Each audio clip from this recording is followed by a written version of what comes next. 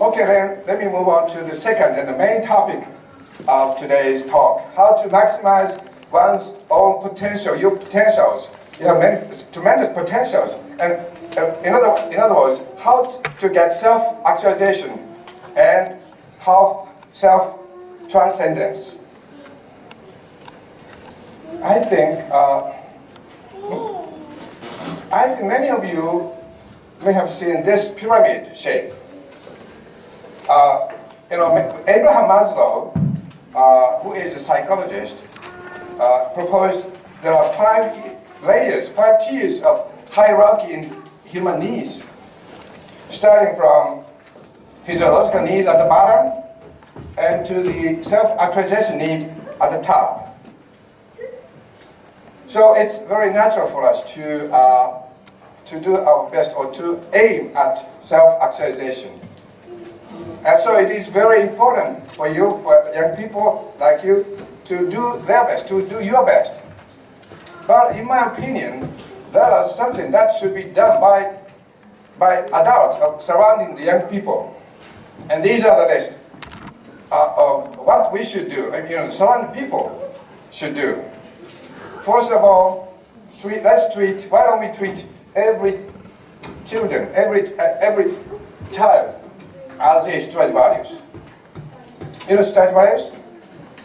It's a musical instrument created by Stradivarius. Each musical instrument, for example, viola or violin, has $1 million value or more. But we cannot put a price tag on children. They are priceless. So we have to, but we have to treat them with great tender and care without spoiling or indulging them. Okay? And secondly, why don't we inspire or encourage them? For example, by saying, you can change the world. And you were born to make this planet a better place. And so, okay, keep talking to them, okay? And then why don't we motivate them by expectation? Those who are expected from surrounding people develop their talents and really achieve what surrounding people expected to achieve. It's called Pygmalion effect. Pygmalion effect or Rosenthal effect. And the reverse phenomena is also observed. For example, even a highly talented child deteriorates his talent or her talent simply because by not being expected from surrounding people. It's called Golem effect. Okay? So another way to motivate them is to praise them. But we must recognize that the way how to praise them may affect their future. There are two ways to praise. Okay, first, we can praise them by, for example, you have a tremendous talent, or you must be a genius, things like that, okay? And another way to praise is to say, for example, you have done a tremendous effort, or you have done a lot of discipline. The latter way is better because it increases the possibility to let children overcome the obstacle which they may face in the future. This is based on a psychological experiment. So let's praise them that you have done a tremendous effort. Not for example, you have a talent, things like that. Yeah, okay. Okay, beyond certain age, praising may not be a good motivator anymore, because praising have in a sense a looking down viewpoint. So under such circumstances, Adlerian psychology advocates to give them appreciation or gratitude. And appreciations or gratitudes are a good motivator at any ages. Okay? And also there are taboo words. For example, you can't do it. You can make it, or you can be it. Never say these words under any circumstances. These taboo words nip off the talent, or nip off the bunch of talents or potentials. Okay, it's just like a criminal conduct. Okay, and also try to implant an entrepreneurial spirit. Well, I don't have time to go into detail, but ultimately, entrepreneurial spirit may lead to how to run his or her life, our life well. Okay? And concerning disabled, so-called disabled children or people, why don't we regard them with an extraordinary talent? Please remember that even Einstein, Edison were labeled as having difficulty in learning in their early childhood, or ADHD syndrome at the present time. Okay? Okay, let's move on to the right side of the panel. You may know the golden rule in psychology. Golden rule says, treat others as you want to be treated. Okay? But there is a rule which is superior to golden rule. And it is called platinum rule. Platinum rule. And the platinum rule says, don't do to yourself which you should not do to others. Well, we should not insult other people by slanders or abusive languages. Yeah, this is true. But quite often, we have a tendency to do toward ourselves. For example, when you make a mistake, you may have a tendency to think or to say to yourself that what a goof I am, what a stupid I am. But don't do this. It's against platinum rule. Okay? Don't do it. If this kind of action piles up, your self-respect decreases, and your inferiority complex increases. Under such circumstances, you cannot hope for self-actualization, let alone self-transcendence. So don't do it. Now, I have said that don't insult others. We should not insult other people by slanders or abusive languages. But how about in reality?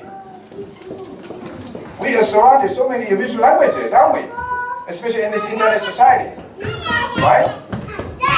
So we have to protect ourselves from those abusive languages. And for this, Miss Eleanor Roosevelt, the wife of the 32nd President of the United States, Franklin Roosevelt, left a very wonderful message. She said, quote, "No one can hurt you without your consent." You know, this is quite simple, but it has a very deep meaning in it. You know, we get hurt by slanders or abusive language simply because we agree to, or we give consent to the abusive languages. So just neglect it. Just turn a deaf ear to those abusive languages. That's all. Quite simple. You know what I mean? But how can I do that? How can you do that? You know, in spite of the fact that we are surrounded with overwhelming volume of abusive languages.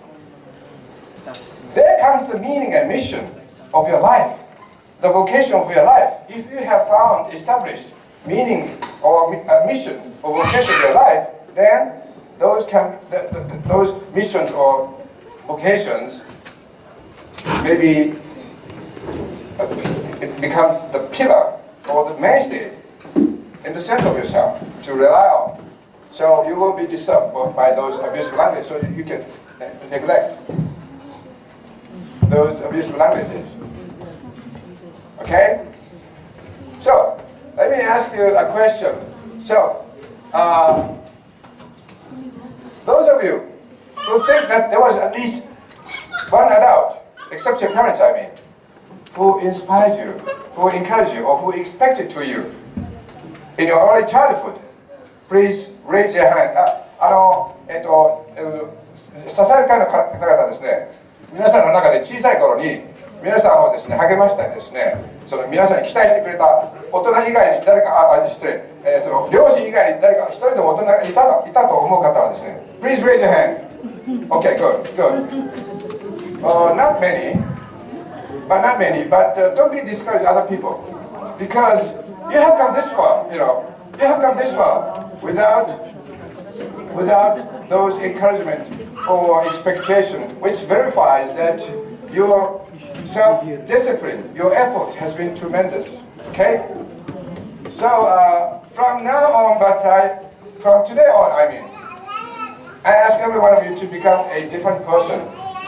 A person who encourages, who inspires other people, who expects to other people around you, especially children, whether they are related to you or not. Okay? Let's try to make other people's life meaningful. By doing so, I think you can make your life even more meaningful. And don't forget to encourage or inspire yourself, to expect to yourself. Okay? Don't forget to inspire yourself. That's what I always do. Otherwise, I could be a despicable person. I have to be a despicable person. I would like to be an impeccable person rather. An impeccable person, not in the sense that I don't have any faults, but in the sense that I maintain curiosity and quest for growth at any ages. Okay, so these conditions are all met. Children are now on the platform from which they aim at self-actualization or self-transcendence. So these are the priming stage for children. That's why I number 0 for this panel. Okay, so let's see the number 1. Jason Sell says that from now on the method for self-actualization. Visualization of your goal or dream in letters raises achievement rate 9-fold. It's tremendous, isn't it? But I think you know this effect from your own experience, right? Okay. And psychology of possibility present as a very wonderful way of thinking. Okay, so if you were given a special assignment, or if you found your challenging issue, don't think if you can do it or not. Don't think you can solve the issue or not, but rather think how you can do it, how you can make it happen, how you can solve the issue. And this is the way of thinking by psychology of possibility. So don't set a ceiling on your possibility, on your capability in the first place. So sky is the limit. Okay? Sky is the limit. And Mr. Kobe, you may have read this book, 7 Habits of Highly Effective People. The author of this book, Mr. Kobe, says that we cannot manage time. He says, rather we should manage ourselves. What he means is that, for example, if you have various many items on your schedule, prioritize each item based on your mission or vocation of your life. And if the priority is very, very low, then you extrude from your schedule. You determine to exclude the item from the schedule. That's what it means to manage yourself. Okay?